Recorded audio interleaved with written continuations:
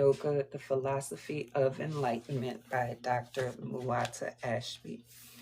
And all of yoga is concerned with what we call wrong teaching.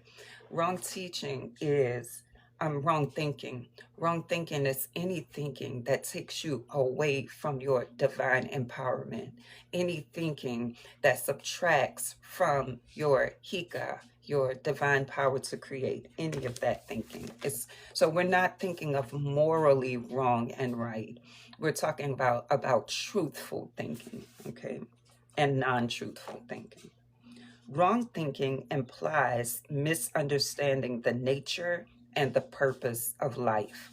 Again, when we're talking about wrong thinking here, we're talking about misunderstanding the nature and purpose of life.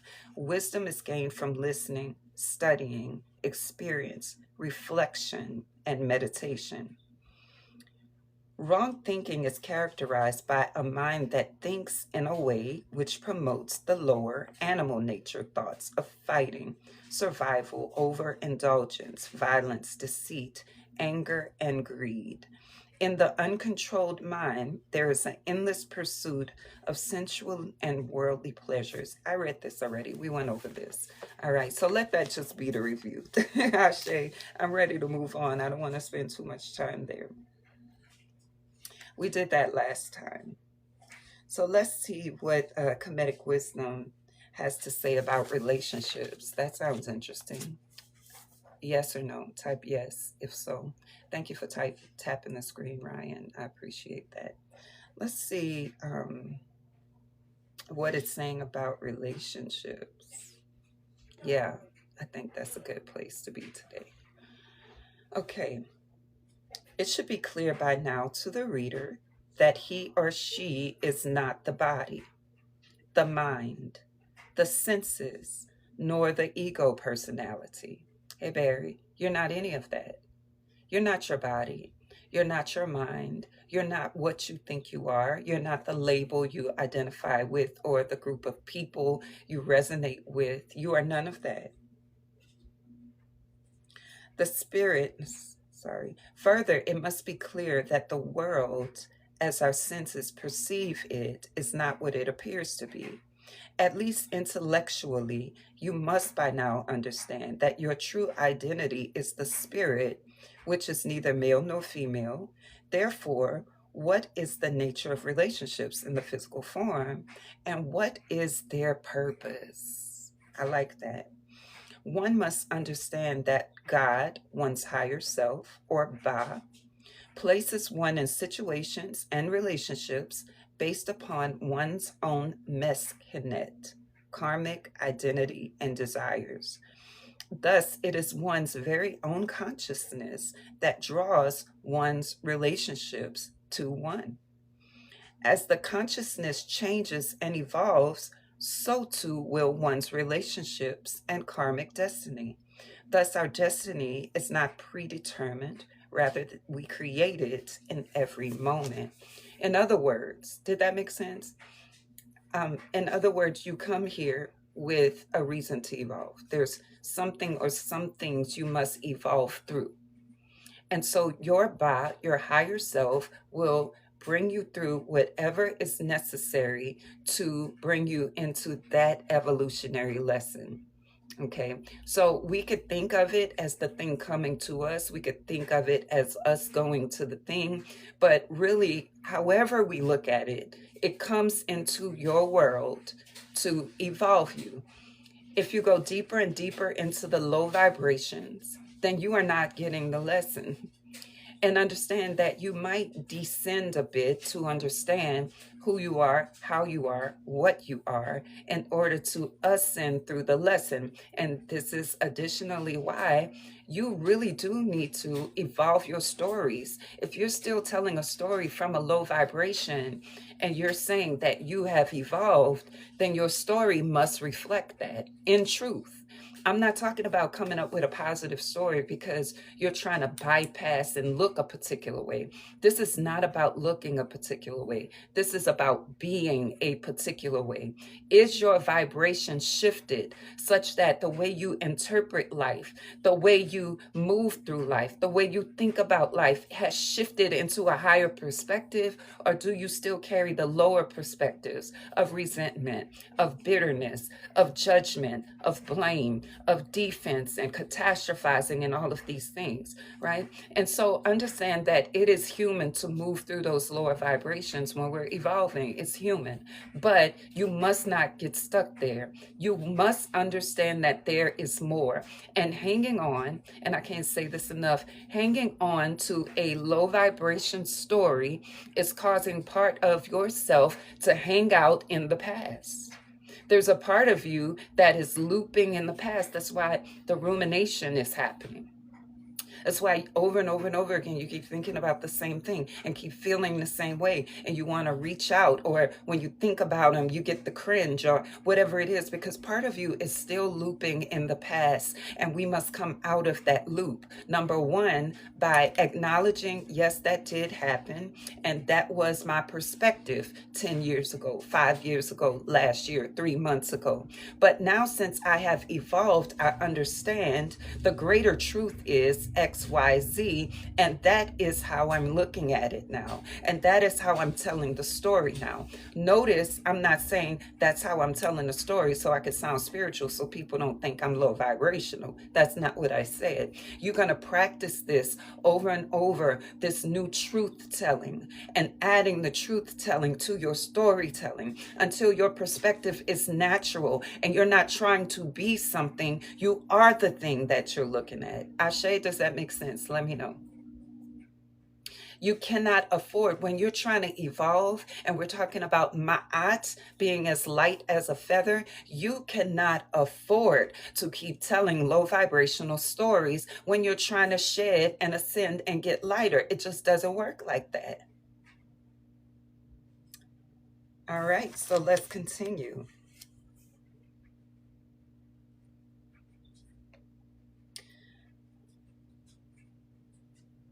I'm going to read this again. As that consciousness changes and evolves, so too will one's relationships and karmic destiny.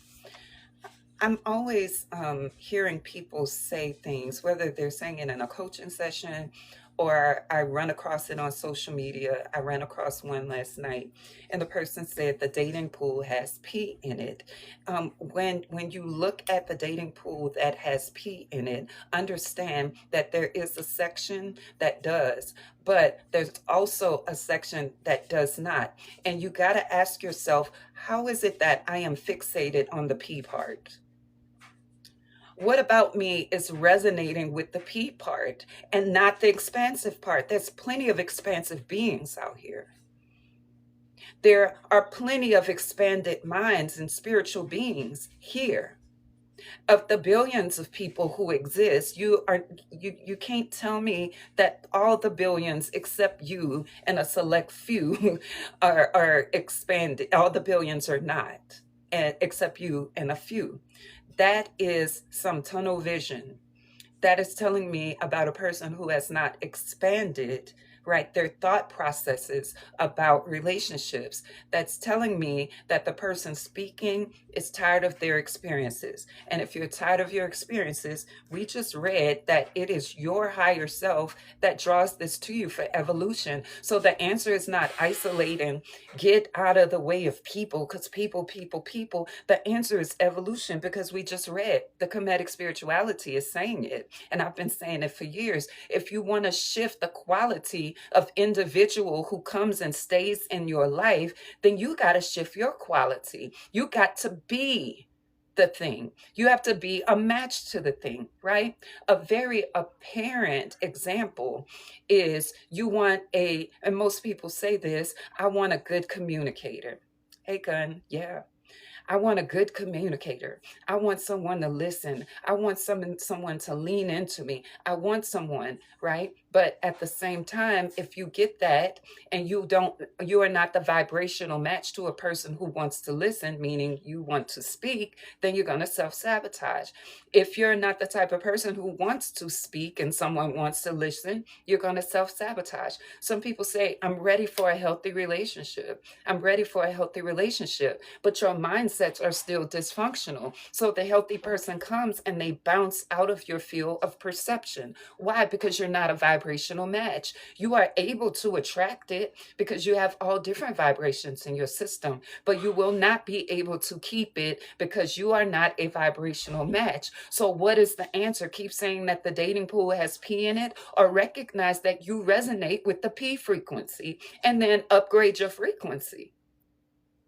Because again, why out of all the people who are available, you only come in contact with the ones with P? Maybe you need to upgrade your frequencies of where you go. Maybe you need to upgrade the frequencies of what you're interested in. Maybe you need to upgrade the frequencies of your conversation or your ability to converse. Something. Because the whole dating pool doesn't have P in it. And I know this. But when you are unaware of that, it's because you are locked in, trapped in a certain reality. And your reality is dictated by your state of consciousness. And if you realize that your state of consciousness is on the level of P in the pool, then you can up level it, upgrade it. You can purify your system so that you are attracting and keeping some other vibrations. Ashe, let me know. Let me know if you hear that.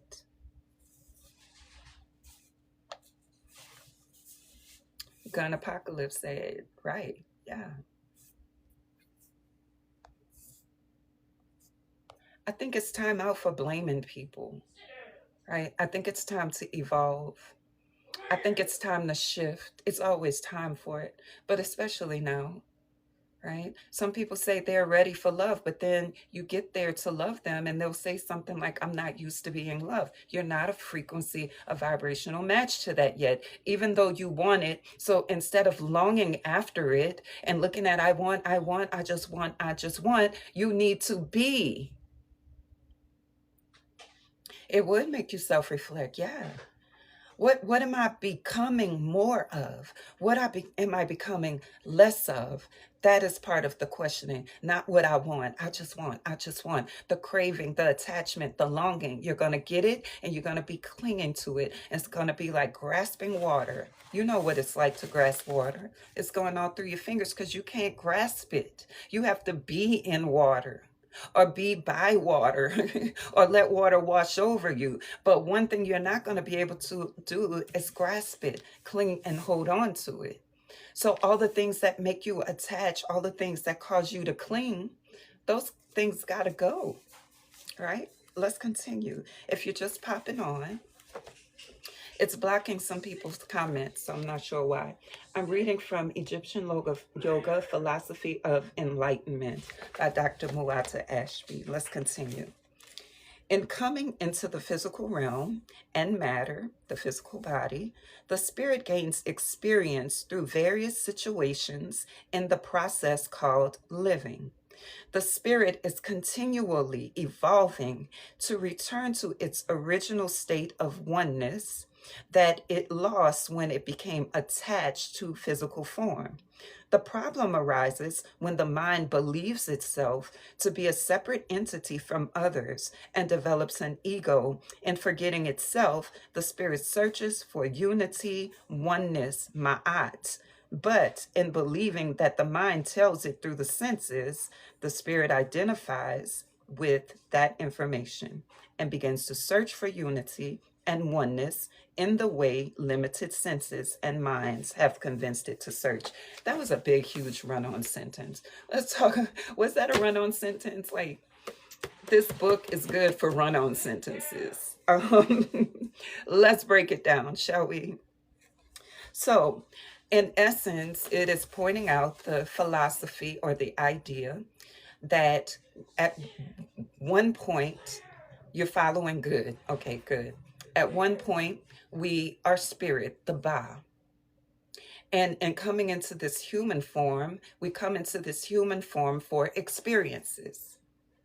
We come into this human form for experiences, and we have this illusion because of it that we are separate, that you are not me and I am not you. When I say me, I'm talking about on the ba level. On the ka level, we're different. We have different conditioning, we have different practices, different cultures and stuff. But on the ba level, we are the same. We are one. We are many members of one body. We must remember that, so that when you're in front of me displaying some kind of dysfunctional frequency, then I can go, okay, at one point, either I was that. At one point, I either used to do that. At one point, I may still think like that in my shadow sometimes, even though I don't act like it. At one point, maybe I realize that I don't do well with that. Everyone is reflecting and everything is reflecting. But if you forget that, you get defensive. If you forget that, you push people away. If you forget that, you begin to create all kind of chaos and fussing and confusion, and it just goes on and on and on. But if you remember, yes, gun apocalypse, if you remember that I really am another you and you are really another me, imagine what that could be like in a relationship.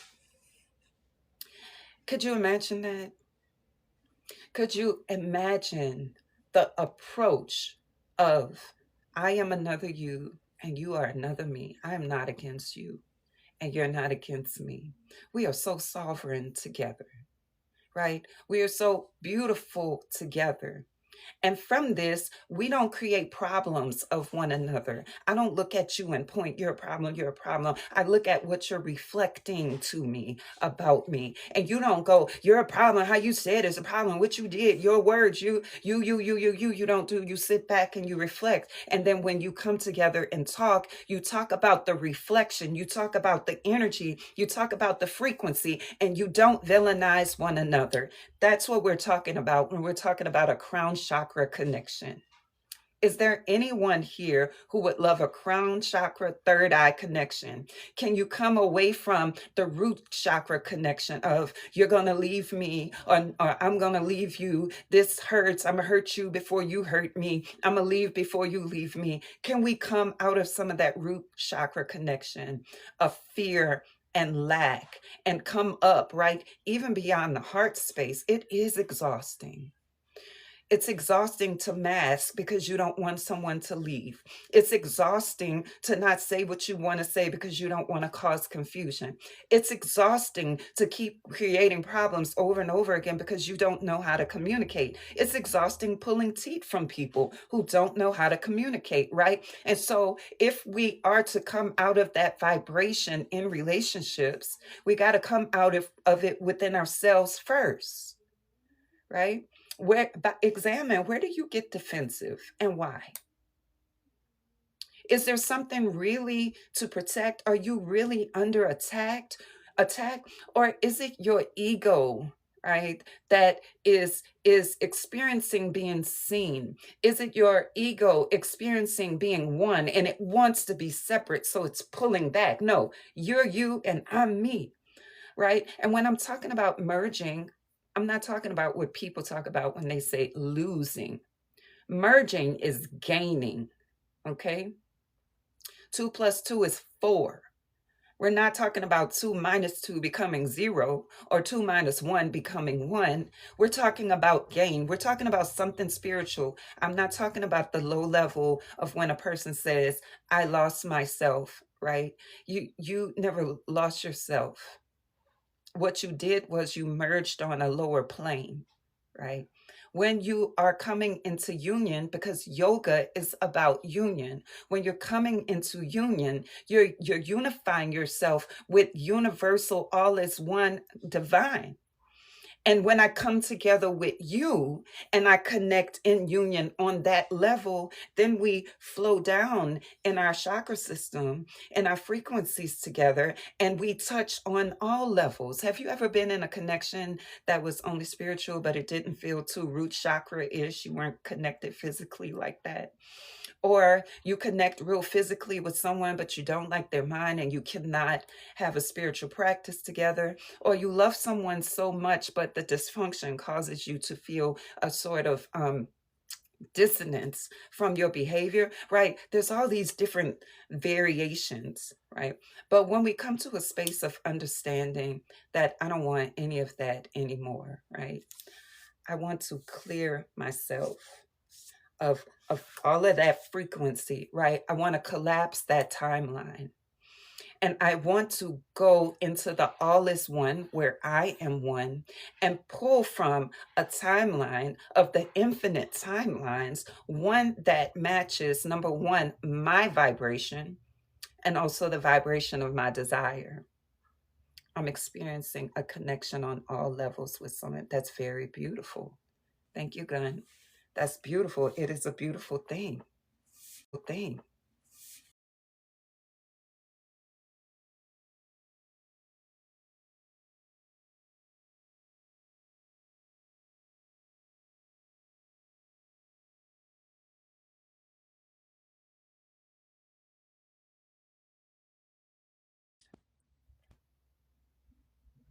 Childhood is an important period in developing one's sense of identity and correct understanding about the nature of reality.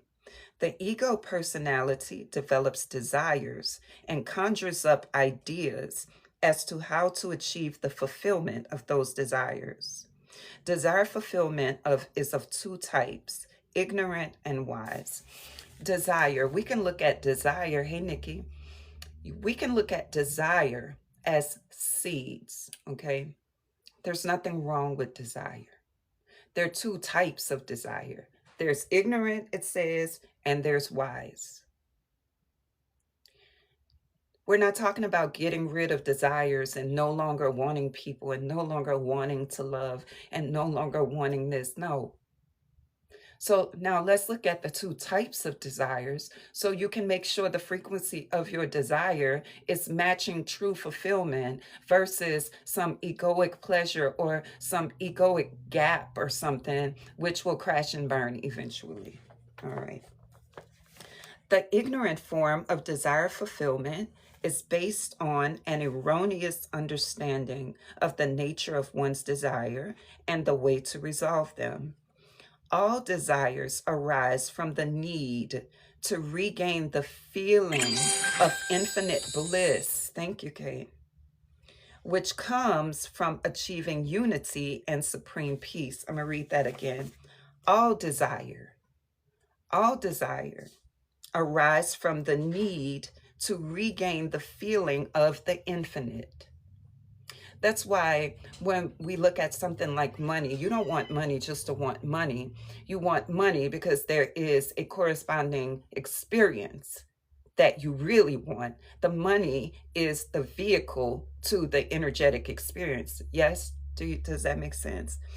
So all desires form from a need to regain the feeling of the infinite. So maybe when you have a lot of money, you feel free.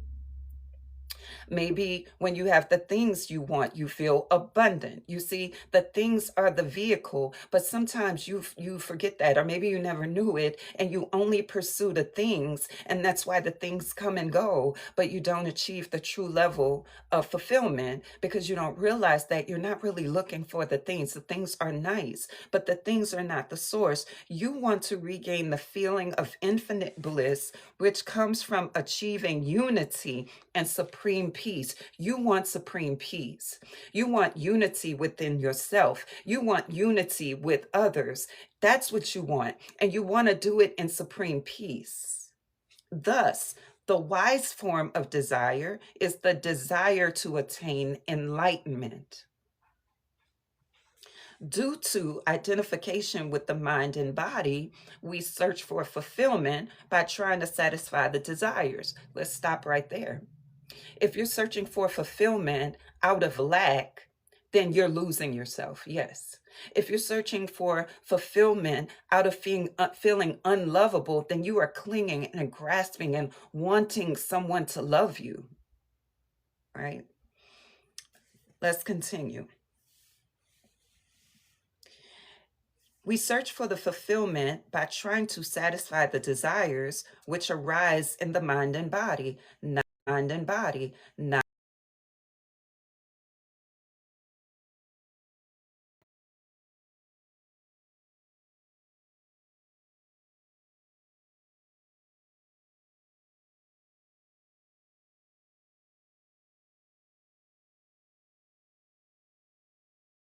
relationships with other individuals. Let me say that again. We all desire unity because in unity, we rediscover and re experience what it's like to be spirit. Okay? There's nothing wrong with that. But when your desire doesn't lead you to enlightenment, it leads you to pursuit, attachment, and clinging, right? Then we confuse spirit based desire with the physical body sense desire. It searches for unity by establishing intimate relationships with other individuals.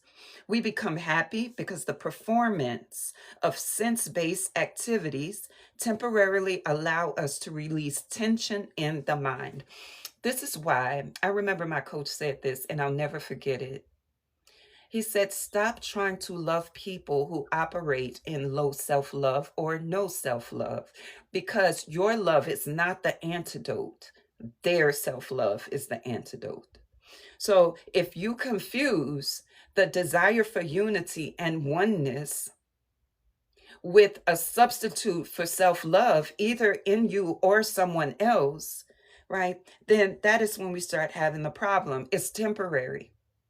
As long as you're full and you're giving love in the way that the person needs it, then you're going to be happy. But as soon as there is a boundary, or as soon as you have to do something else, or as soon as you start to grow or shift, then you can no longer hold the frequency of union because the connection was about you supplying something or them supplying something, right? And that's why it's important to look toward enlightenment and from enlightenment form our connections. Let's continue. And I love what it says here. If you've been in tension for a long time within yourself, meaning turmoil, or you don't understand something, or you've been feeling unlovable or disconnected from yourself, then it can feel so beautiful for someone to come along and actually accept you and love you and not judge you, right? But it's temporary. You're not needing to form a relationship from that because it's temporary. It's a matter of time before, as a human, you are unable to keep giving from a full cup because the full cup goes down and down and down. That's why we're not trying to give in this way and deplete oneself, right? So, listen, it temporarily allows us to release tension. We're no longer wondering if we're lovable. We're no longer wondering if love really is for us. We're no longer wondering, will anyone come along that is. So, it relieves all of that tension temporarily. But the question was never answered.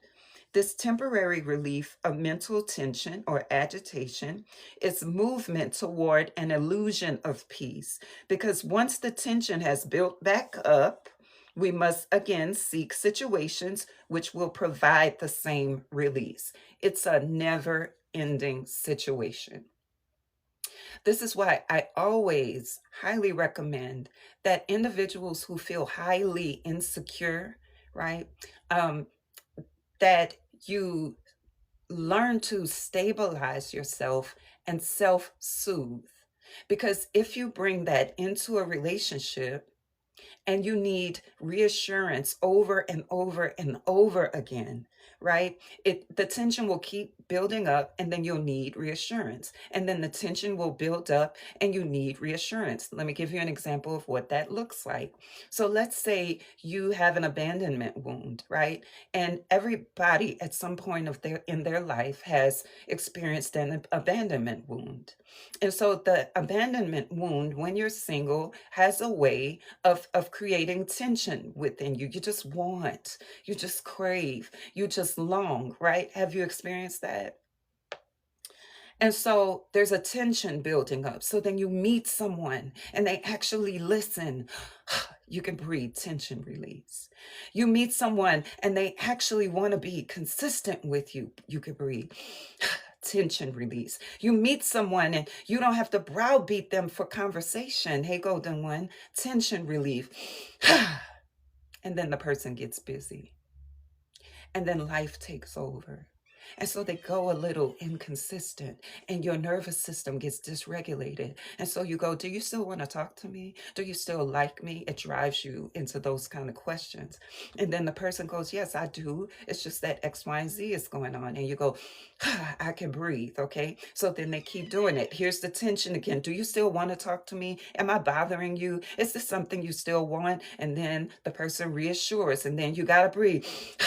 But then it comes back again. This is going to be an endless cycle because your nervous system has not regulated around ebbs and flows of life. You got to regulate that and learn how to self-soothe, because your whole relationship will begin to be based on whether or not you feel comfortable versus actual connection. Yes, gun apocalypse. Your whole relationship will be on soothing insecurities and soothing fears and soothing, and then you're not cultivating. You're not cultivating intimacy. You're not cultivating enjoyable moments, because as soon as the enjoyment comes, if an ebb comes, then you scared that the shoe is about to drop. So you have to move forward and be like, make sure this is okay. That is a sign, right, of a dysregulated nervous system. We have to learn, right, to steady ourselves. Right. How? It's going to take some work. It's going to take some universal principles, right? That's why I made my most recent audio. It's called Esoteric Shadow Work. It's shadow work that infuses hermetic principles. So, for example, in that situation where you first meet a person, let's be real practical.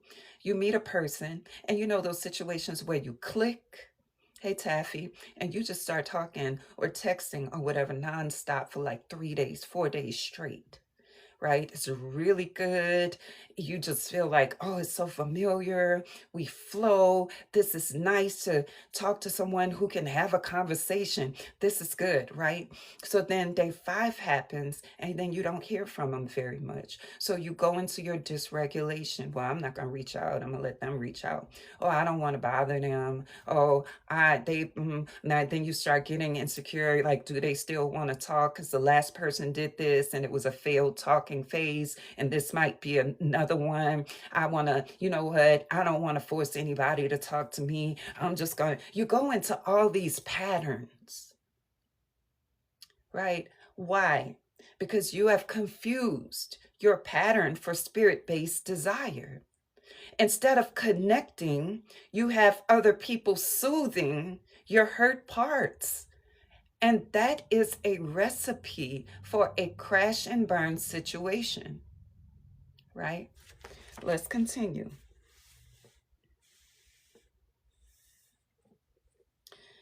This temporary release of mental tension is movement toward an illusion of peace, because once the tension has built back up, we must again seek situations which will provide the same release. And let's say it was easy for the person to do this in the beginning because you don't have any pain history and they're full. But after a while, that begins to drain the tank of the connection. After a while, it starts to drain the energy. And then the person has less and less energy to give to you in that way. After a while, they must go into self-preservation. You see how degenerating that is for a connection to need constant reassurance? Humans need reassurance sometimes, yes. But this reoccurring cycle of, do you still want me? Do you still talk? That might feel sweet in the beginning, but understand this person is demonstrating that they need some nervous system regulation. It may feel sweet for you to go, I'm not going to leave you. I'm not like other people. I'm here. We're going to heal together. We're going to grow. You're going to be in a cycle of reassurance that distracts you from evolving personally and also with one another, because that's the nature of it. I'm reading right here from the book, because some people tend to go, well, that's how she feel, and that's her experiences. Well, there's a whole ancient teaching on it. Okay, I gotta say that, and I gotta give it to you like this, because sometimes when you get with a person who's saying, I'm very soft, I'm very tender, I'm very this and that, and you could want a pet and soothe, but you better be ready to keep petting and soothing, because nobody can stay in that frequency all day, every day. Not the person who needs the petting and soothing. That's going to turn to fear, and that's going to turn to codependence. That's the making of codependence. It's sweet in the beginning, it begins to be draining when they depend on it, right? I'm giving you what is real, I'm giving you what is right. Therefore, let's see, the soul needs to expand beyond the confines of this physical nature. You need expansion, not to keep soothing insecurities. Insecurities are opportunities for evolution. Insecurities are opportunities for evolution, not placating. Yes, we can have compassion, but we cannot stay there, because then that's enabling. The person continues to vouch for why they are the way that they are, and you continue to supply it. You hinder your own progress and process, and you hinder theirs too. You get stuck in a loop. Let's continue. And for those people who are used to soothing and grounding and bringing ease to people, hey Moon, for those of you who are used to doing this, understand that this is a pattern for you. And you must decide where this pattern is going to be activated and where it's not. It's not a pattern that will bring intimacy. It will not bring intimacy. It can help you minister. It could help you guide spiritually. It could help you coach. It could help you give therapy. It could help spiritual processes. But when you're talking about your relationships, your romantic relationships, this ability to bring grounding to another person's chaos, it's not going to lead you to intimacy. It's going to lead you to codependency and enabling.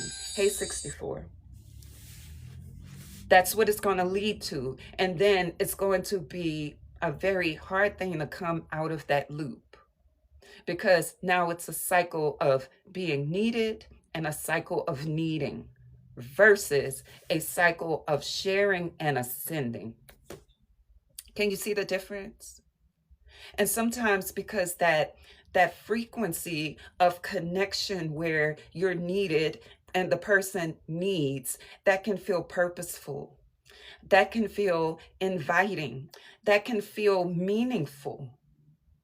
But then after a while, you realize you have set up a one-way connection. When you form relationships out of need, it invites all kind of low vibration, right? Let's continue. When the spirit-based desire for unity becomes confused with the physical body sense desires, it searches for unity by establishing intimate relationships with other individuals. We become happy because the performance of sense-based activities temporarily allow us to relieve tension in the mind. This temporary relief of mental tension is movement toward the illusion of peace, because once the tension has built back up, we must again seek situations which will provide the same release. Sometimes this is attained through watching television, overeating, smoking, shopping, physical activity, and drugs. For some, when the frustration level builds beyond their ability to cope, they attempt to unalive, or they perceive someone as a threat to their happiness, or they harbor deep resentment towards someone from the present lifetime or a previous one. They may become violent with that person, even to the point of unaliving. Since this type of activity is based on an erroneous understanding, the desires were never truly met and therefore resurfaced again and again and again, causing an endless cycle based on ignorance. The peace or the release of tension we experience is only a glimpse of what is waiting for us in the enlightened state. All you can do is set up trauma-based loops. When you take these lower vibration frequencies and try to connect with others on that level, you're going to create a loop. When you are looping and your intention, the tension inside is intensifying, right? You got to know what to do with your internal tension. Your relationship is not there to relieve your internal tension, or else you have set it up for disaster. And we can all see this. Like, think in your own life. Haven't you done this? We all have. Set up a one-way relationship. It felt sweet at first because you could kiss their forehead and tell them you love them and you are here. I'm here for you, baby. And then it kept coming and you couldn't have a mature conversation because triggers and reassurance was needed. And then it kept coming and then problems began to mount up because you can't resolve anything and it keeps coming. And then here comes the blame and here comes the chaos and here comes all the stuff. We all have done this. So we must ascend beyond this type of connection. We must. Your nervous system may feel like, oh, they're familiar. Your nervous system may go, oh, this feels like home. I knew you from a past life. Your nervous system knew this pattern. A lot of times it's not a past life experience. It's your nervous system is comfortable with this pattern. Your nervous system senses the broadcast and goes, yeah, I know how to do this. I know how to do this. I know how to move in and make sure people have what they need and see them. Oh yeah, I know how to do this. I know how to bring calm. I know how to stabilize. Oh yeah, that's familiar. You feel so familiar. You feel like home. I know. We just compliment one another. Ouch, right? Penny? Ouch. We're so used to forming unconscious connections. And we have spiritualized codependency. We have spiritualized enabling. We have spiritualized this unconscious connection. But here's the beautiful news. You don't have to do it now. You don't have to do it now.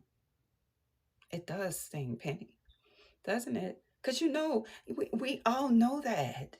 And you have good intentions, right? You don't move in like that. That's not your thought process. Your thought process is, my system is saying yes. My system is saying this is a fit. My system is saying, it's just because you don't know your nervous system. You don't know the difference between connection and nervous system activation. We all must learn that. So let's continue. And that's why I teach it. And we all must experience it. Because this nervous system is so loud. It will make you go into, this is my twin flame. This is my such and such. Let's continue. For these reasons, correct understanding of reality and one's true identity is essential in conquering one's physical sense desires in order to determine the true needs of the soul. In my first book called Self-Intimacy, I have a section that separates the core needs from core desires. There's a difference. There's a frequency difference. There's a source difference. But if you're only ever used to connecting from core needs, then you form relationships just like what I just mentioned. But if you understand that your core desires have a different frequency, then you go about things a different way. So that is in my book, Self-Intimacy. Let's continue reading about it here. So that book is available for your self-study if you want it at veronicamarie.com. I have the workbook there, and I also have the ebook. The soul needs to expand beyond the confines of the physical body. That's your first soul need. You have a need for expansion. Is this relationship supportive of your expansion? Thank you, 64. It's worth it. It is. That book healed me. So I wrote the book, and then I went back to it and read my own book for healing. Right? Okay. The soul needs to expand. What does your soul need? Type it in. Your soul needs to expand beyond what we've been talking about. Your soul doesn't just need someone to just hear me for once and be the person I need for once. That's not what your soul needs. That's what you want from your core needs. You need expansion. Does this connection support your expansion, or is it requiring you to become smaller? Is it requiring you to fold in? What do I mean by that? Right? Because sometimes people perceive the challenge of expansion as something else. Is it broadening your mind? Is it bringing you into connection with universal truth? That's expansion. Is it honoring? Is it honoring your autonomy? Is it honoring your unique needs? Is it holding it as sacred, or is it making it a problem? You do need freedom, but expansion means not, because you could be free and small, like right here, you could be free and small, but you need to be free and expansive. Right? That means your mind is growing. Sometimes when you're changing, people can get pretty uncomfortable because now they got to watch what they're saying around you, or watch what they're doing around you, because you might speak truth to it, because you see from a different lens. And so they might move into blaming you. You're different. You're judging me. You're this, because they want you to get back less expansive so they can feel better. Challenge to expand according to universal truth is part of what your soul needs. Your soul does not need, girl, if I was you, girl, they said what? Your soul does not need, oh, I could love you better. I would never tell you that. Your soul needs expansion. Let's continue. The soul needs to expand beyond the confines of the physical body. Notice it called it confines. You need to expand beyond the confines of your self-limitations. You know how many times, think about this in your own life. Have you ever said to a person, I think you can do that. I really see you doing that. And they go, oh, no, not me. No, I'm not. I'm not. I'm not. I'm not. But you see it. Hey, Penny, confirmation, sachet. Your soul needs to expand beyond that. Your soul needs to expand beyond trying to convince someone of their potential. Your soul needs to expand beyond crying for them to reach their potential. Your soul also needs to expand beyond your own self-limitations. I can't do that. I'm not like that. I don't know how. I can't. Your soul needs to expand beyond this, beyond the confines of physical body.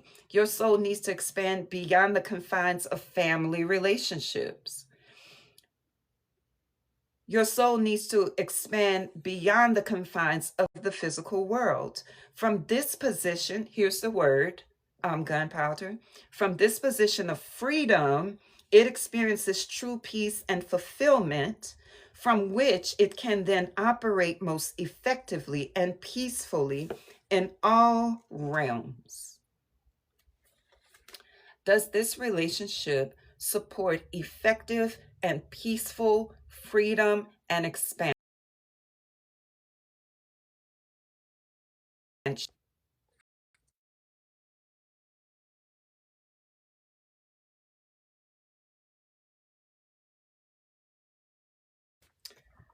Let me know when I'm back. My phone rang.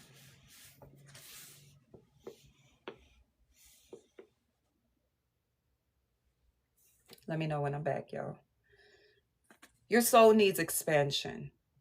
This is not synonymous with cutting people off. I'm not saying you need to cut off your family, cut off your friends, cut off. What I am saying is you need to expand beyond. So you need to be around some people with expansive thinking. You need to be around some people who live by universal truth. You need to be around some teachings that cause you to expand beyond, teachings that you can take and move on and turn into wisdom, right? You need to expand beyond that.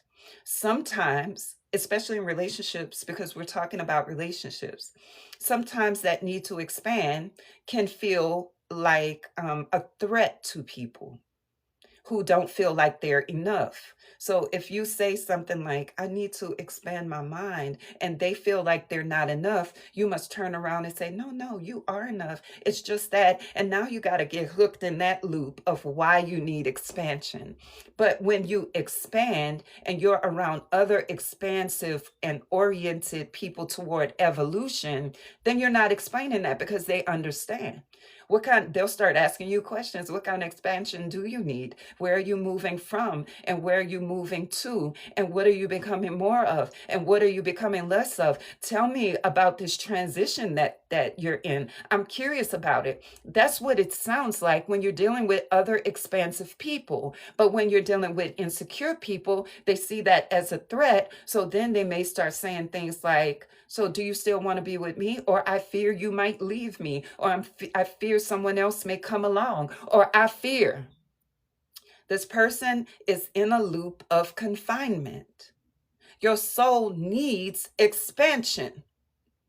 Your soul does not need continual reassurance that keeps you in the insecurity. Your soul needs expansion. I read it from the book. Okay, continue. And I say that because sometimes your ego can say, well, that's her, that's her. The whole Kemetic teaching philosophy of enlightenment, and even in India, Indian yoga, is all written. It is written. Okay, so let's continue. Therefore, because of everything that I just said, thank you for liking the screen gun. Therefore, all relationships, including marriage and family, are good to the extent that they assist one in achieving the goal of self discovery. Your soul needs self discovery. Is this connection promoting self discovery? Or do you have to deal with an attitude when you start expanding? Or do you have to over explain when you start expanding? And when you expand, do they grow with you? Or are they pulling you back into old loops and bonds? Does your connection become more stable and more intimate through the expansion? Or do you feel this separation happening? It is said that energy always precedes matter, right? Hey, B-side. To avoid loops, I get it. Some people need, so let me tell you a truth. This is what I've learned in life. I'm 48 years old, 48 years young, 48 revolutions around the sun, however y'all like to look at that. But I'm putting a timestamp on this, right? Because I've lived and I continue to live and experience things and reach levels of wisdom, right? There are some people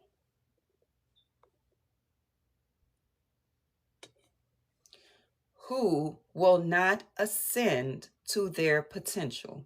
There's some people who won't. I'm just giving you the truth. Everyone can't ascend to their potential at the same time. This realm would get thrown out of balance. There are some people who are not designed to ascend also.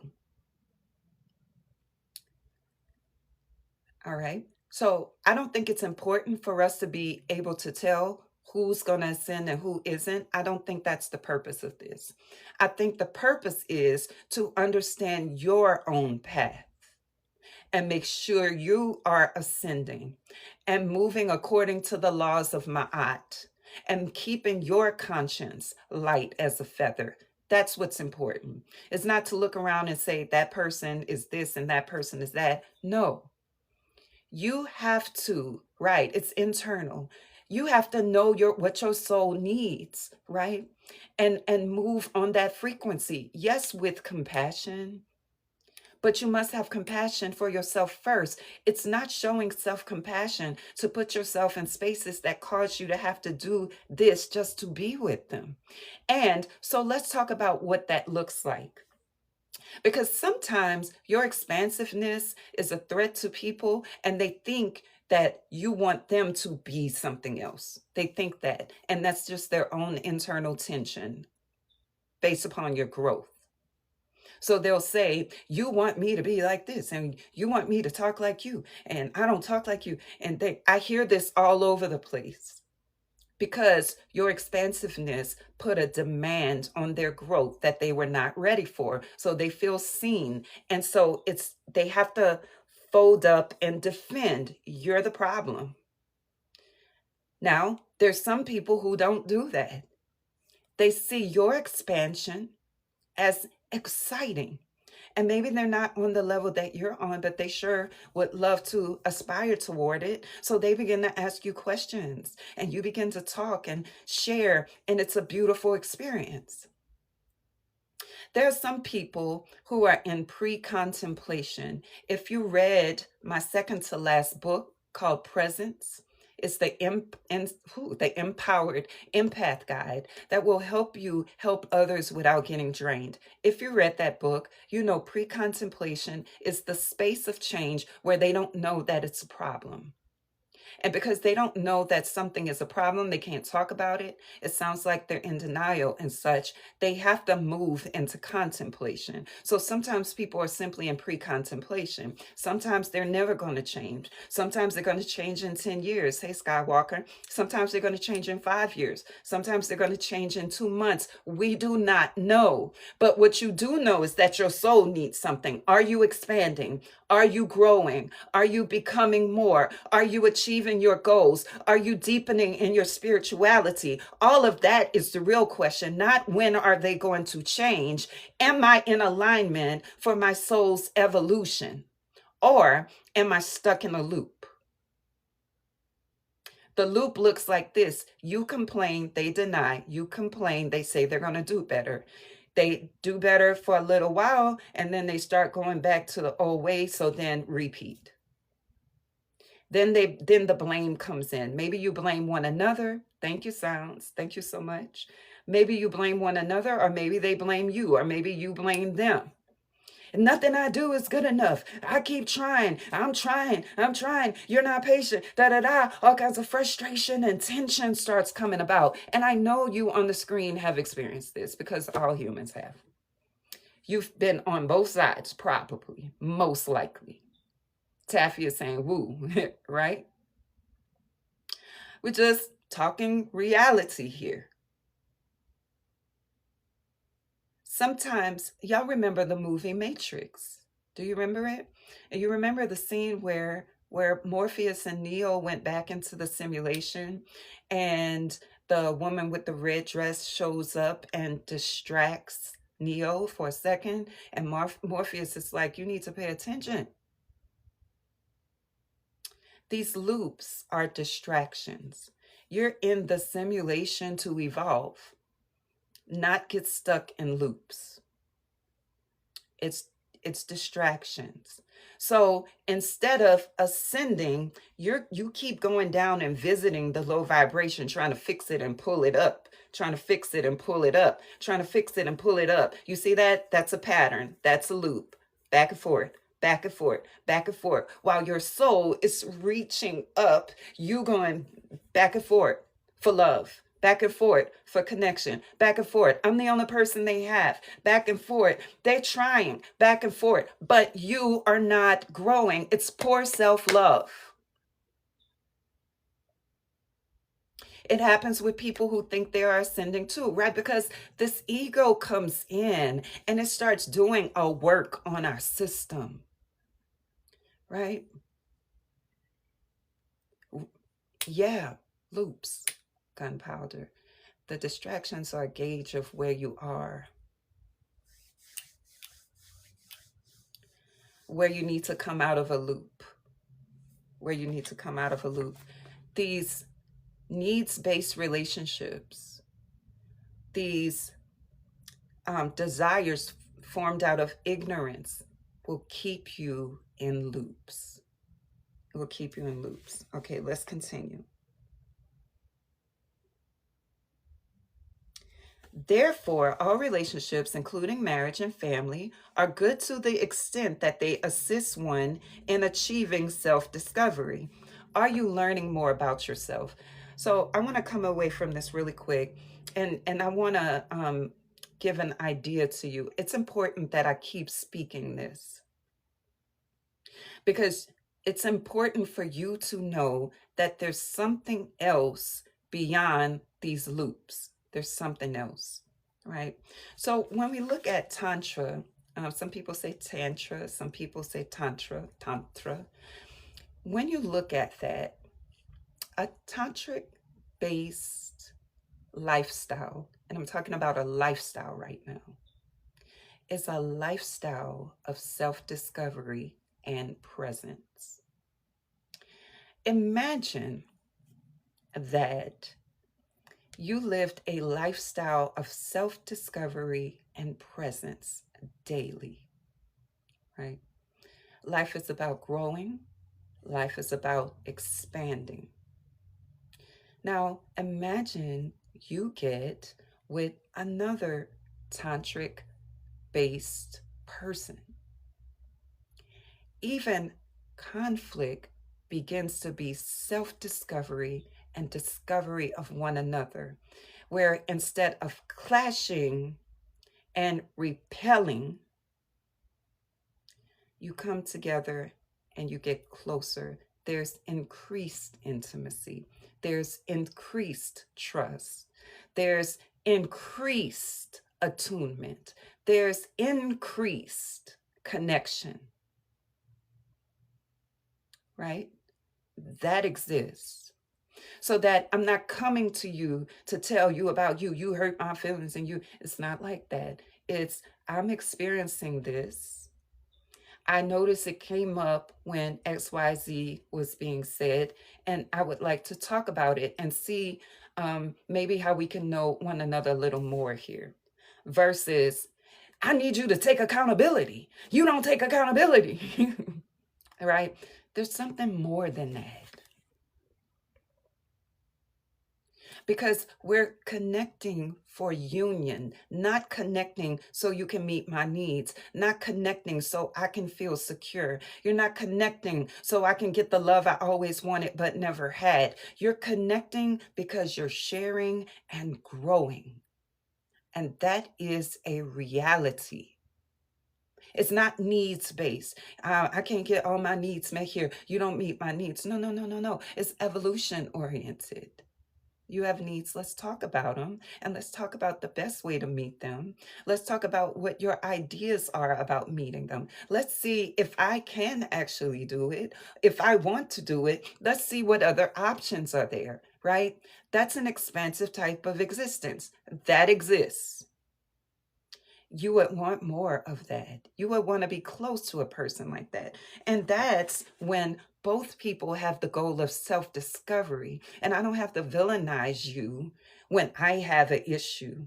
I don't have to blame and defend, and there's no need for that, right? Because we're both here for self-discovery and we understand the nature of reality. We just read that wrong thinking comes from not understanding the nature of reality. But because we understand the nature of reality and the nature of relationships, then I am not looking at you to be the one to make sure I never and cover me and be there no matter what. It's two different worlds. It's two different worlds. And if you're just coming out of a space where your nervous system is used to hooking into familiarity, hooking into, well, arguments happen. People are going to have arguments. That's a lie. And the reason I call it, let me use another word, it's an illusion.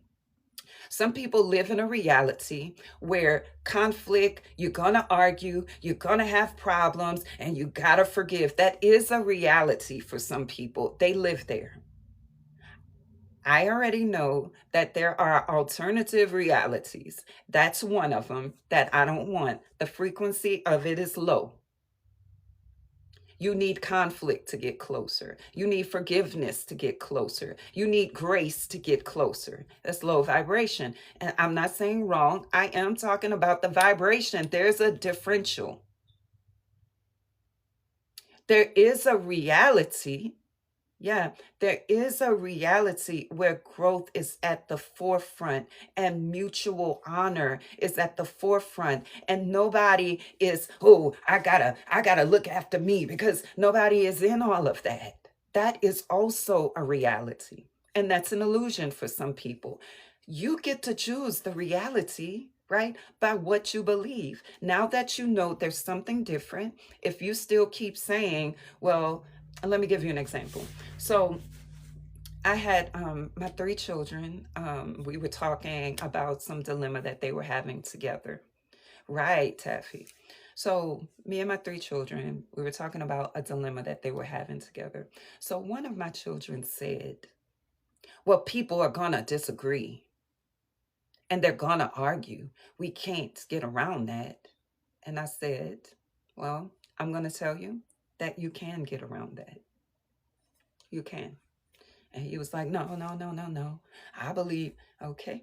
But I'm telling you, you can get around that. Now, if somebody said to me, you can get around that, I'm going to ask, tell me more. Let me hear it. Some people are defending their reality because it's all they know.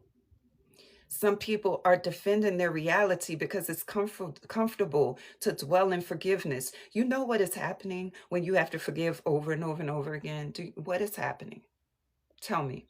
Why would you have to keep forgiving over and over and over and over again? Because what is happening?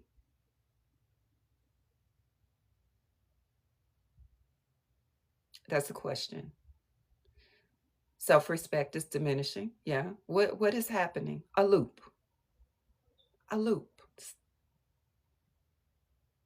You have a loop that cycles through pain and forgiveness connection, pain, forgiveness, connection, pain, forgiveness, connection, pain, forgiveness, connection.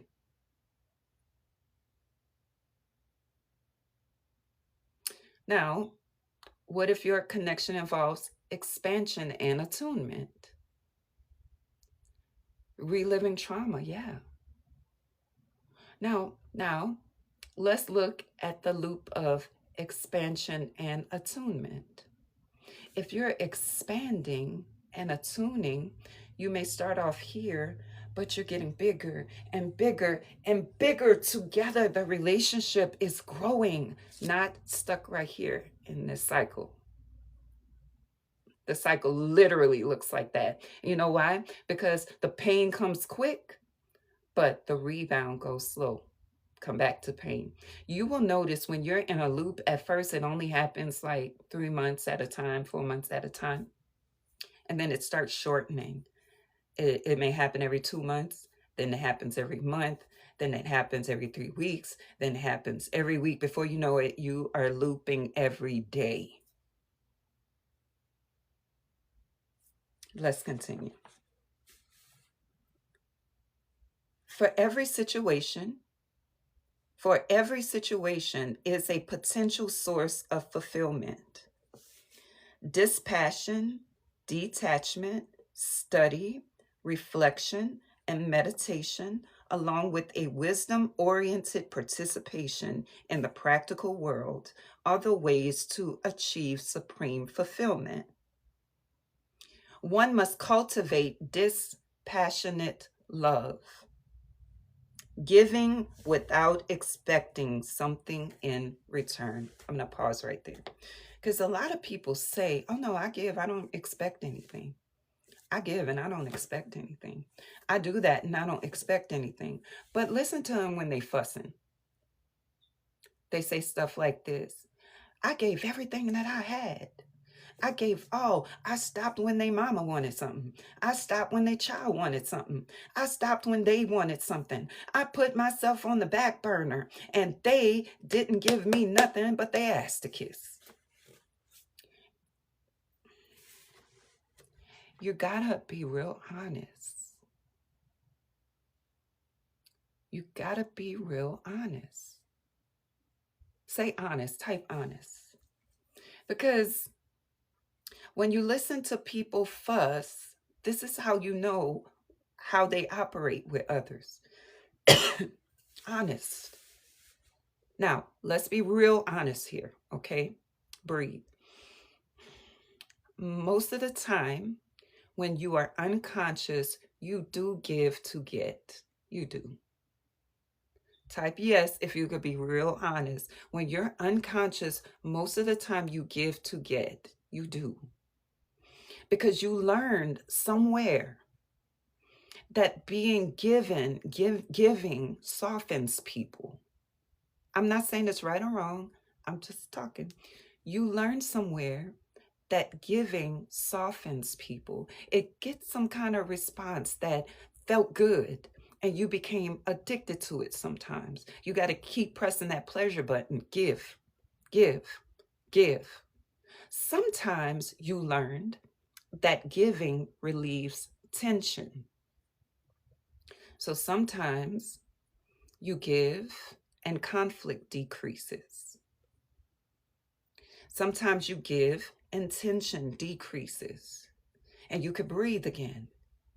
So then when tension rises again, you give again to decrease conflict because you're not resolving conflict. Because some people don't know how to resolve conflict. They just know how to reduce the tension that comes from conflict. They go quiet or get small because they don't know how to resolve conflict. They just know how to decrease the tension of the conflict. And sometimes, Taffy, they don't even know that they're covering it up because they think as long as they don't feel the tension, there is no conflict. Have you ever been in a relationship where they say something like, everything was good. I don't know how you got here. And you're looking like, how was everything good? Everything was not good because some kind of way they reduced their tension. They found some tension reducer and you were not reducing it. So then they think, oh, out the blue, something happened. It did not happen suddenly. It didn't happen out of the blue. But you could say that everything was fine until this. Everything was not fine. You were unconscious that everything was not fine, but it was a buildup, right? One must cultivate dispassionate love, giving without expecting something in return. So here's where you gotta judge your own heart. You gotta ask. Yeah. And we all have done it, right? I am Ryan. We all have done it. When I give this, will I want something in return? And if the answer is yes, then you can verbalize it. I'm going to give you this ride to work today, but when I need a ride, I want to be able to call on you too.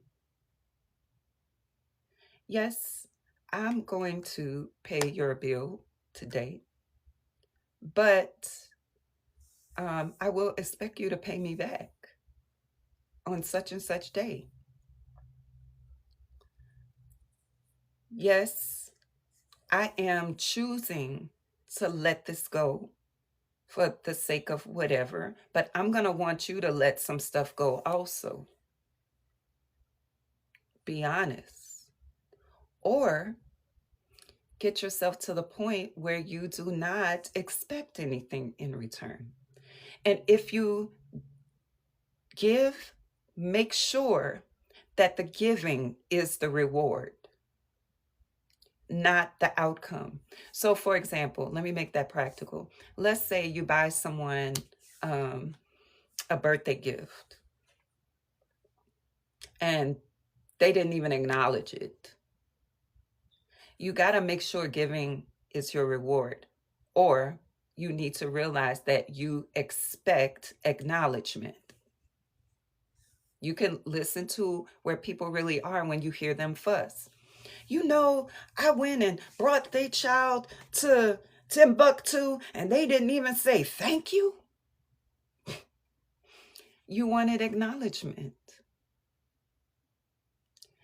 And if this person is the type of person that doesn't usually give acknowledgement, or you don't know if they will, it's best for you to state that up front, or let the giving be the reward and let that go. I mean, there's many ways to deal with this, but creating resentment from it is not one of the paths we want to take.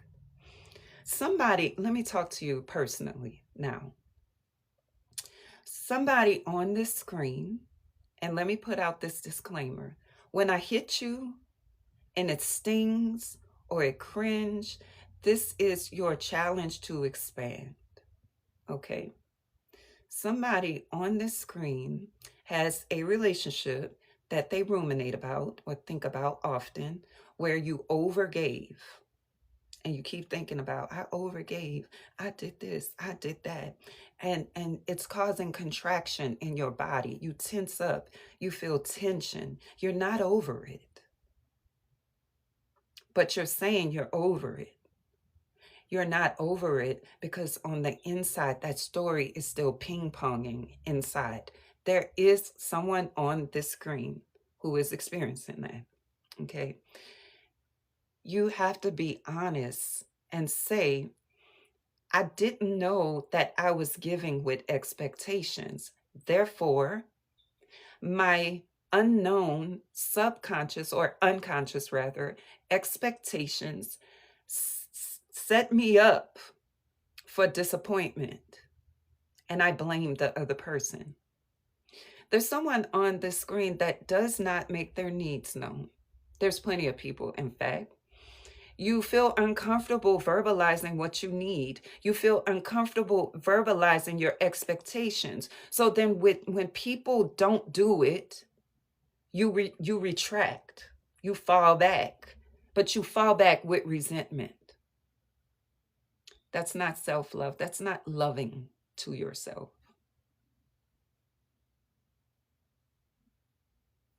It's time for you to do something with that, because you're going to get in other connections and have that same pattern there.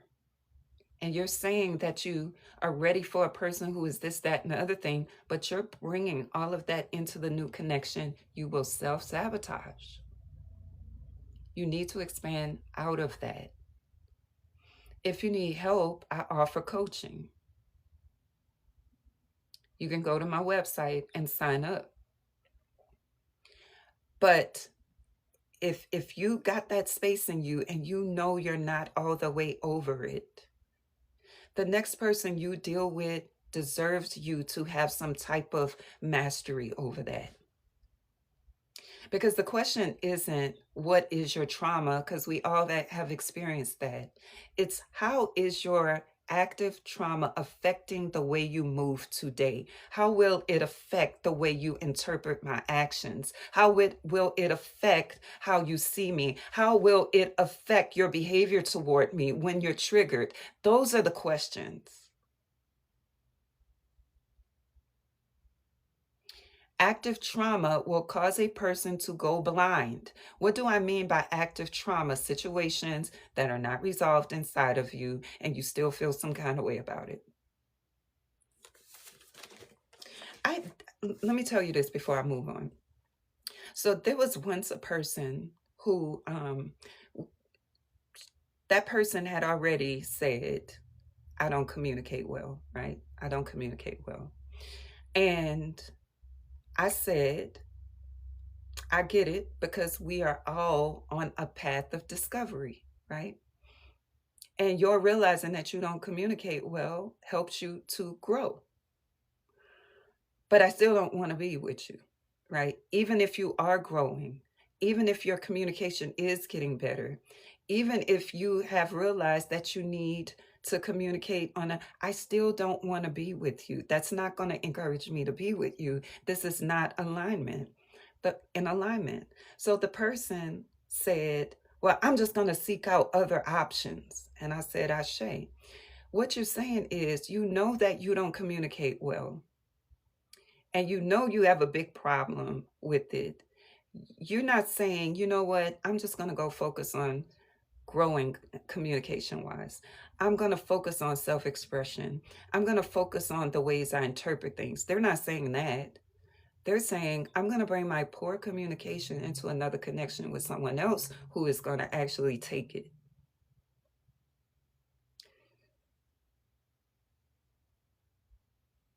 They're not saying, my communication is not good. I want to grow, even if you don't want to be with me.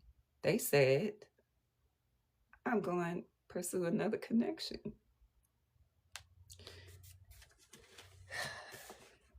But this person is ready for good communication. Yeah. But this person is ready for good communication. Okay. So,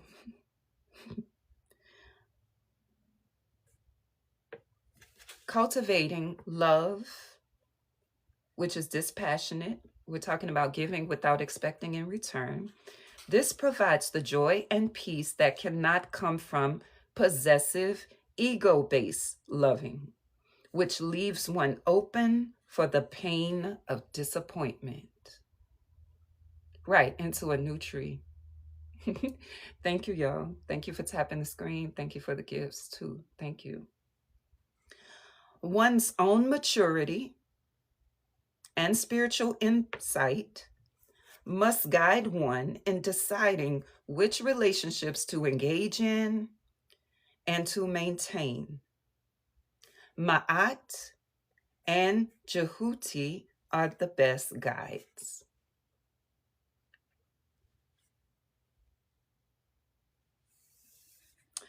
Although seemingly a selfish venture, the pursuit of enlightenment is the most selfless process which one can engage in.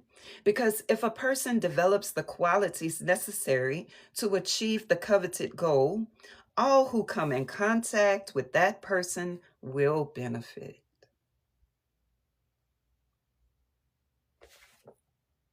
The common denominator, yeah. So someone may say, you're selfish, you're just thinking about you. No, I'm actually thinking about everyone who comes in contact with me. But you're thinking about you and what you may lose if I start expanding. That's ego based. I fear that I'm losing. That's ego based. I fear that you're leaving. That's ego based. Right? I watched a friend, I have a really good friend of mine who just ended a long-term relationship, and she really did love the person. And she realized that they were in loops together. So she ended the relationship and she said to the person, I really do want to be your friend. I really do. And I watched them turn that ship from romantic connection into friendship. I watched them do it. That's some expansiveness going on. Because that means I value expansion more than possessing this commitment and your exclusivity. I value your being so much, right? And we both value this connection that we don't want to throw this away, right? So, Taffy, this is how it went. When she broke up with the person, they took 2 weeks or so to recalibrate. After the 2 weeks, they came together and started talking.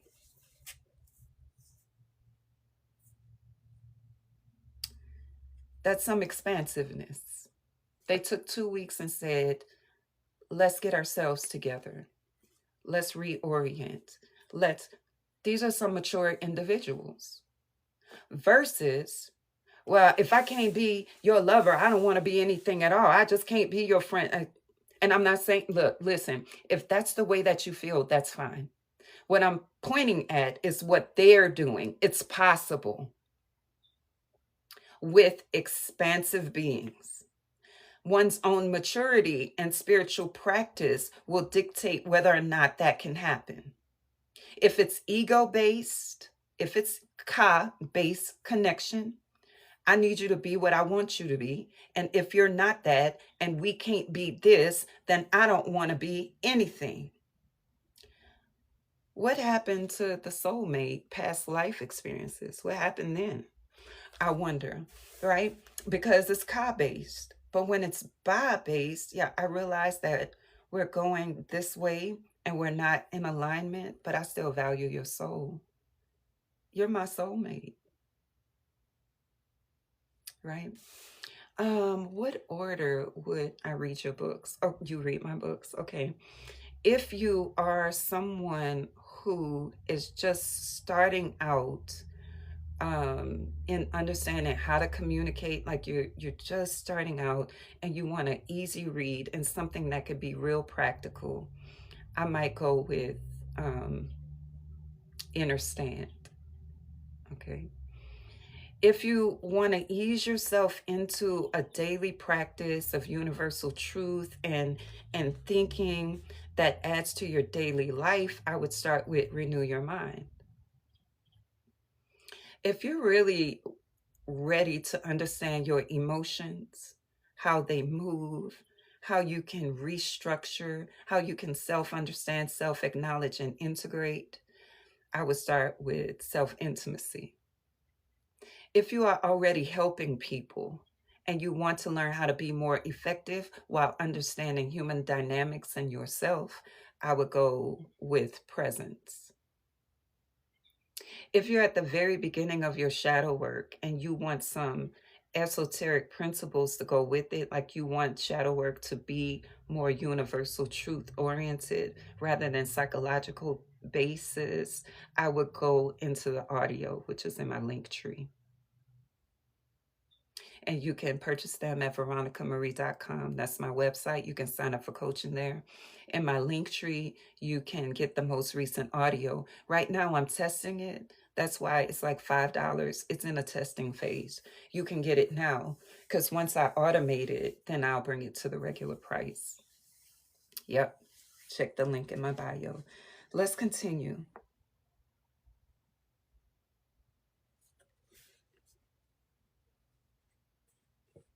Since all human beings are in reality expressions of the one supreme being, the best thing an individual can do is to free him or herself or themselves from the feelings of selfishness, machismo, feminism, immortality, hate, and I think that means mortality, hate, sadness, sexism, racism, all are ego based mental conditioning arriving from ignorance. As each individual is saved, you ascend, you evolve, the world is one step closer to salvation. Therefore, doing one's best and then relinquishing the rest to nature is the preferred course. So your evolution, your growth, your ascension is for you, not just for you. It's for everyone in your world. Let me see what you're saying. That whole collection. Oh, thank you. um, in relationships, as any other area of life, the keys are honesty, patience, dispassionate love. As one who aspires to achieve the greatest goal, one must realize that the road is full of challenges. Why is it full of challenges? Because if you're used to letting your ego lead, you're going to have to deal with some loops.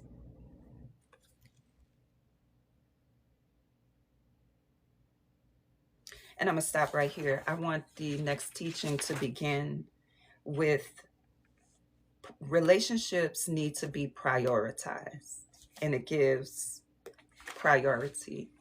And I wanna read that.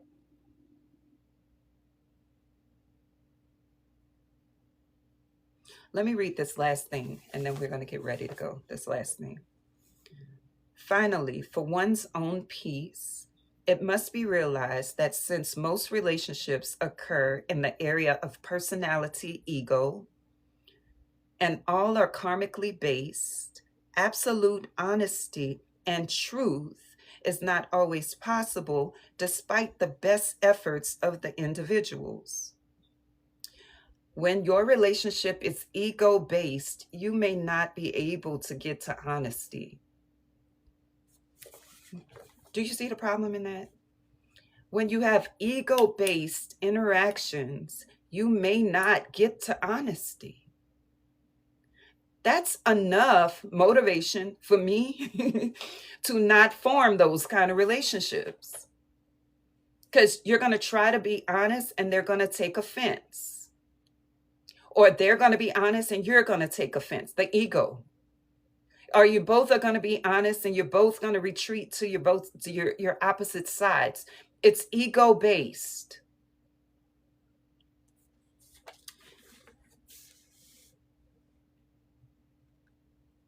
Because these relationships are ego based, absolute honesty and truth is not always possible despite the best efforts. No matter how much people say they like honesty, liking honesty and being able to handle it is two different things. I've learned that. Have you learned it? You can like honesty, but if your ego is riding at the forefront, a person can be honest and you're going to take it some kind of way. Because they're ego-based, Penny. That's why I emphasize that. No matter who you are and where you are, if you drop into ego-based reality and ego-based connection, you're going to do this. If you're expansive and you cultivate expansion within yourself and others, you will not do that, or most of the time you won't, right? I'm presenting to you two different realities. Professing awakening people is telling me that these people are still ego-based. Penny, does that make sense? These are not the expansive individuals I'm talking about. These are people that may be on a certain level and they still struggle with hearing the truth. If an expansive person hears the truth and it hits in a hurt spot, then you go, oh, that hurt. Okay. My ego just took a hit. What part just took the hit? Right? And we still can talk. And we can still talk. Anybody can regress. Why did that hurt? Like, what image of myself is that coming against? And where can I admit that this part of myself needs some more work? Whatever. There's a lot of questions that could be asked. Anybody can regress. Anybody can regress. You start getting distracted, playing around in low vibration, you will regress. You get something coming up out of your subconscious that you're unaware of, and you go into the vibration of it, not realizing it, you will regress. Yeah. If you are hitting an area that you don't know very much about within yourself, you might, even though being on your path of ascension, still regress. That's why you need people around you to say, hey, that sounds like a low vibration. And I just want to make sure you know it so you can choose. That's why you need people around you to say that. People who live in isolation and inside their head, they don't know when they're choosing something low vibration. Yeah. So you need people you can trust around you. That could be a therapist. That could be a coach. That could be friends. You need some expansive beings around you. Thank you for liking the live, y'all. You need that because sometimes you don't even know you're in a pattern. That's all of us. And it'll take someone outside to say, hey, I think that's still part of the pattern. Recently, I ran something by a friend of mine. I said, what does that sound like? They said, that sounds like your pattern. I said, you're right. We ain't doing that. Right? But if you're determined to think it's not part of your pattern, even though your trusted circle said it is, then you got to ask yourself, is it really, or is it something I just really want to get into because I want to regress? Maybe you want to regress. You know, we have a right to do that. I don't suggest it. After you've been working and ascending, once you regress, now you got to ascend again back to the point that you're at. I don't know if I want to do that. Let's continue. The most important factor is how conflict is handled. Achieving true unity and harmony in a relationship cannot occur if the consciousness of those involved remains at an egotistical level. And I'm just right there. A consciousness which is directed to the higher reality, absolute truth, Ma'at, nirvana, the Tao, the Christ consciousness, etc., is required. You're not going to get this in an ego-based relationship. So if you're not experiencing it, you can see the ego at play, getting offended, defending, fussing, wanting to be right, wanting to be wrong. The other one needs to take accountability. This one is not. This one can't see. That one does. That's all ego-based realm relationship. And we all have been there. Okay. But if you want to experience something different, if you want harmony, if you want union, if you want intimacy, then you're going to have to shift your consciousness and direct it toward a higher reality and away from the ego-based reality. It's necessary. Then all the glory and beauty which exists above may be brought down. You bring heaven to earth by directing your gaze toward higher realities, absolute truth. Stop allowing your ego to guide you. That's when you bring heaven to earth and you have that kind of relationship. And those kind of relationships do exist, but you will never experience them on the egoic realm. You're going to stay in loops. And you can't unhear this and you can't unsee this now.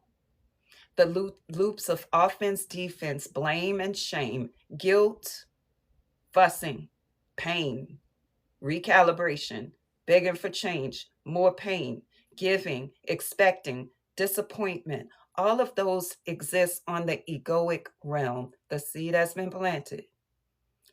Now, when you are in these loops, call it what it is. This is a loop. And I want to get out of it. Can we get out of this together? Maybe you need to seek coaching. I do couples coaching. Maybe you need couples therapy. Maybe you need to part. I don't know.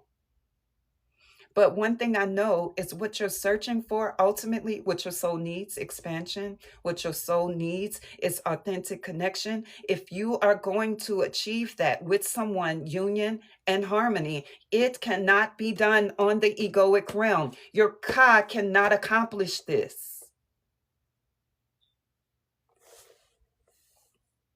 Then the souls and the matter which they vivify can commune as one. True unity, true union does not come from looping. It comes from both people expanding individually and together. Ashe, you can't unhear it now. You can't be comfortable anymore. You can't make excuses for it. Oh, relationships are just like that. I'm telling you, they're not. But if you're going to cling to that reality, then ashe, because you have a right to do that. But at least you came into the knowledge that there is another way. And you can't say that this is my opinion or that's how it is for me because I'm me, because this whole Kemetic philosophy of enlightenment book said it too. Sometimes your ego likes to say, well, it's like that for her because she's this, or it's like that. No, that's just theory. She's just talking.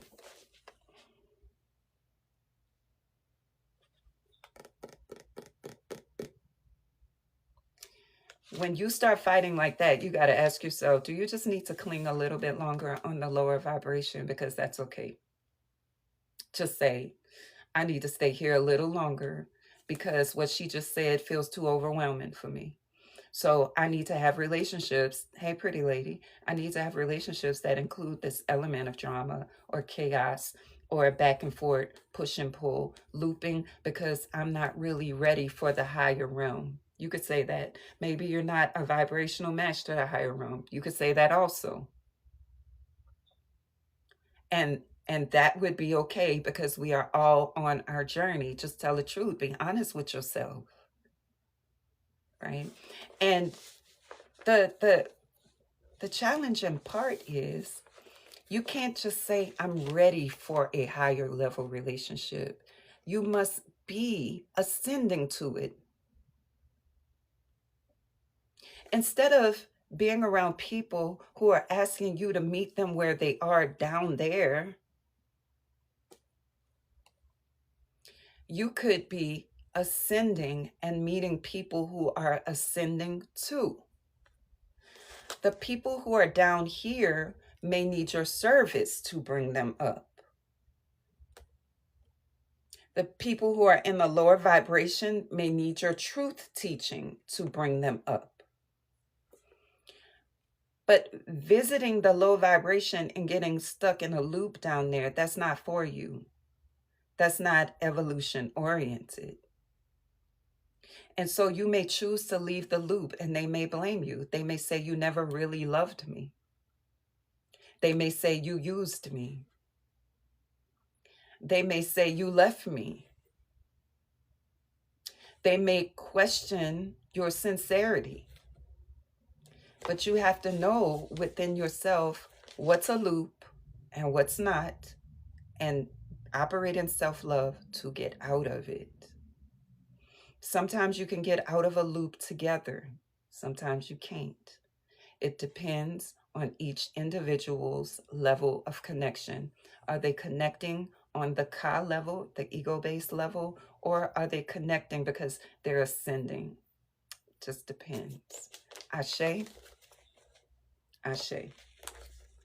And that's it. Any questions before I go?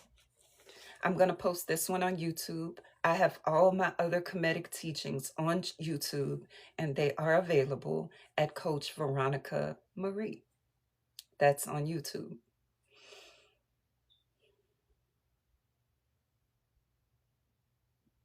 Hey, Des, how you doing? So I love shadow work. I love the realm of the subconscious. I love the realm of the darkness. I love to infuse spirituality into it so that it has stickability, right? We're going beyond, you are so welcome. We're going beyond self-awareness. Self-awareness is a step in the right direction.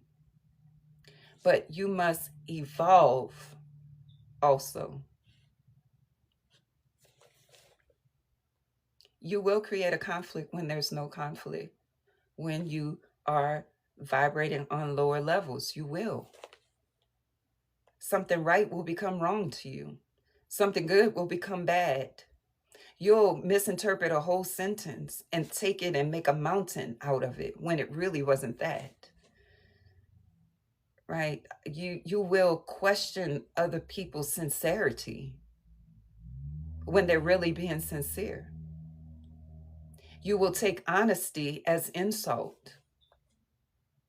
All of these things happen on the ego level. But when you ascend, when you want more, when you are ascending, I should say, because there isn't an end point to ascension. This universe is unlimited. So there's no, I already arrived, I ascended, I did this. But you might be past that level. Okay. You might be past this level down here, though. You might not be all the way up on the 1,000th level, but you could certainly ascend past level 3 and say, I don't want to do that anymore. You could ascend past level 1 and say, I don't want to do that anymore, right? There's no arrival at ascension. Your subconscious is just stuff that you don't know about yourself, and that can float to the surface at any time. And then there will be something to integrate, to grow from. All right. So before we go, if you feel led in your heart and you're ready to come away from ego-based connections, type "it's over." If you are done with ego-based connections, over explaining, trying to explain your intent, you're to this, you're to that, oh my God, if you can't deal with honesty, or you can't deal in absolute truth, then you're not going to go where you want to go. But if you're over that, it's over. It's a wrap. It's over. And it's over because you declared that that loop is not for you anymore. And you know the loop. Hey, Sirius, you know the loop. You can, pretty lady. Yep, you can. And people do without the looping. It's over. Right? The show is over. That level, we completed it. Say acabo. Is that how you say it? That's the best act of self-love in this moment, considering what we're talking about. To decide that your soul needs expansion, not looping, and choose it. Right. The other day, I offered to be on Zoom on a group chat to talk about healing from a breakup. And nobody said, I want to come. And I thought to myself, do they think they don't need the healing? Or was the time off? Are y'all a member of my bulletin board? Because that's where I announced it. Penny, right. I know some people need healing from their breakup. So in my let me show you how to get there. I said I'm gonna be on Zoom and I'll just make myself available for an informal chat about healing after a breakup. Hey there, influence. Let me show you how to get there. Yeah, the time was an issue. Okay, got you. All right. This is how you get to my bulletin board. You pull up my my page, and then you scroll. This layer right here, it scrolls. It's the Divine Mother Somi's board. You click on that. I post in there every day. I put the frequencies in there. I notify you of my lives, all that kind of stuff in there. You be sleep early. Yeah, so I'm going to do another one pretty soon during the day. If that ego part is over, then you're going to have to ascend. You need some healing from breakups and family and friends and past exes. Yes, absolutely. Right? And there's no shame in that, because it's the courage to say, I need healing, that helps us to grow. And you did do something, right? Sitting with yourself allowed you to recalibrate from the old connections. So you did do something.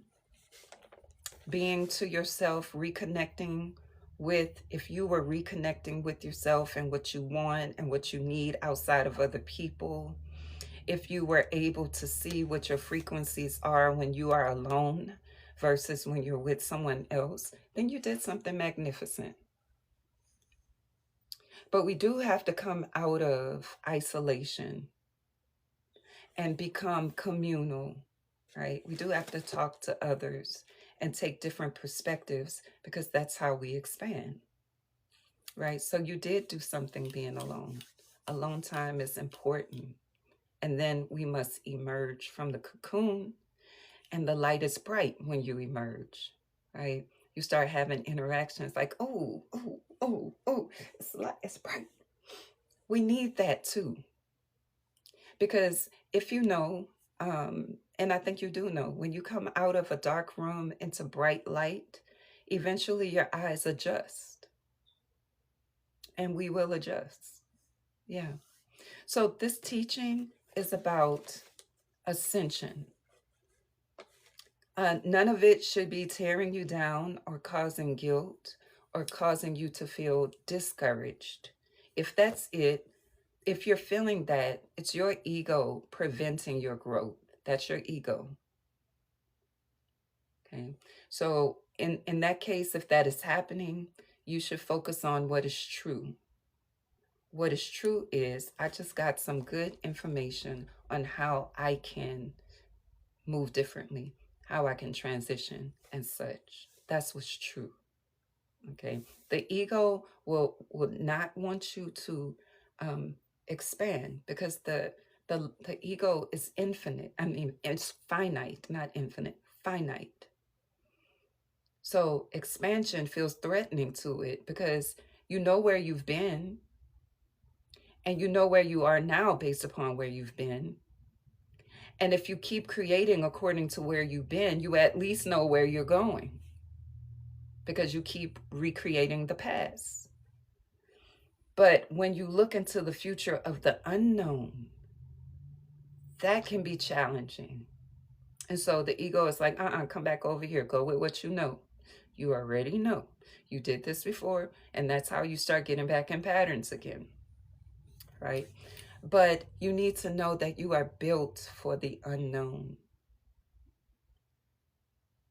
You're built for presence. You're built for it. I could go on and on for hours and hours. I don't want to because I got stuff to do. Peace, y'all. Yeah, you'll start looping again. That's it. All right, y'all. Thanks for hanging out this morning. You're built to ever expand. Yep. Yep. Thank y'all for chiming in. Thank you for the gifts. Thank you for the likes. Thank you for sharing me with your friends. Thank you for trusting me with your friends to share, right? That's meaningful. When I was on YouTube, someone said to me on the comment, thank you for doing this teaching out of this book because I picked up this book in 2017 and I couldn't get past the first page. And now I hear you teaching on it and it makes sense. Somebody else said, I've been looking for someone who could make this book digestible and you have. Thank you. Right. So we want to make this digestible. What? Y'all got me to 108,000 likes. I don't think that has ever happened. And I say to y'all for that. Thank you for the origami. I don't think it has ever gotten past that. I mean, to that. I don't know if I ever went beyond like 70-ish. So thank y'all. And for doing it without me asking, right? Thank you so much for that.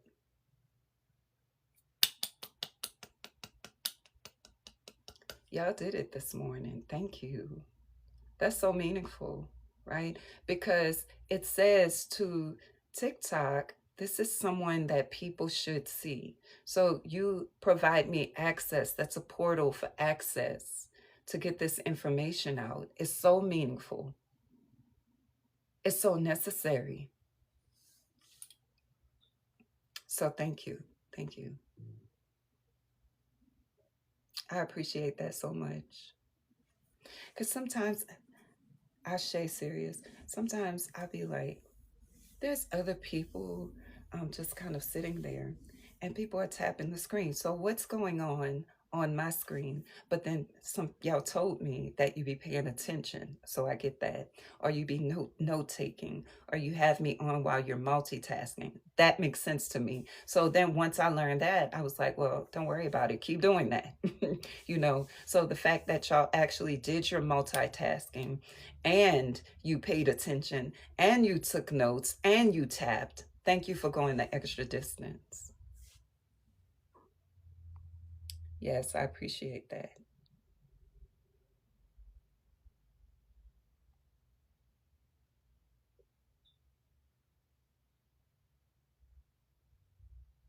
All right. So this exchange is done. The transmission has been completed. Y'all have a beautiful day. Look, y'all got me at 110,000 now. Thank you. All right, y'all. Peace.